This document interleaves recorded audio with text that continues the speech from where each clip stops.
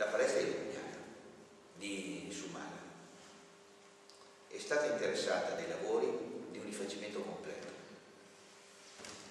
dalla pavimentazione agli infissi che sono stati messi a norma, al risparmio energetico, è stata completata la ritinteggiatura esterna e interna, e solo per motivi di sicurezza, perché c'è a fare i collaudi, viene aperta una settimana dopo, cioè da lunedì mi pare viene aperta. Allora non si può strumentalizzare per un ritardo, per ovvie ragioni, dopo che è una delle poche infrazioni, una delle poche palestre in cui si è investito risorse. Ma chi l'ha strumentalizzato? L'opposizione? Sì. Perché non ho letto.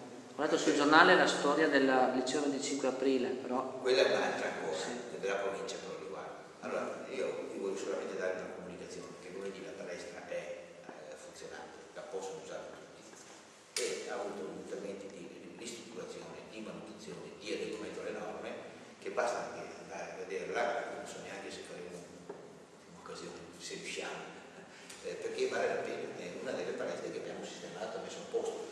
Allora qualche volta, oltre alle buche per strada che potremo, se avessimo la possibilità di investire con il patto di stabilità, le sistemeremo tutte, perché adesso vediamo un po' oggi, ho fatto 3 riunioni, speriamo di prima a fine anno, di vedere se riusciamo a trovare un marchingegno per intervenire, perché noi abbiamo la responsabilità della sicurezza, ma se il governo non se la lascia fare è un problema mica da poco, questo è il problema grave. La casetta dell'acqua, la vediamo o no a Sumaga? Allora, guarda che io non devo correre dietro a te. Allora, è lei che dice... Sei impresa, te lo dico, la casetta dell'acqua, ti ho detto che a settembre sono 2, sì, sono 19. 19. A settembre e ABL, non sono io, mi hanno garantito che le mettono su in 2 posti.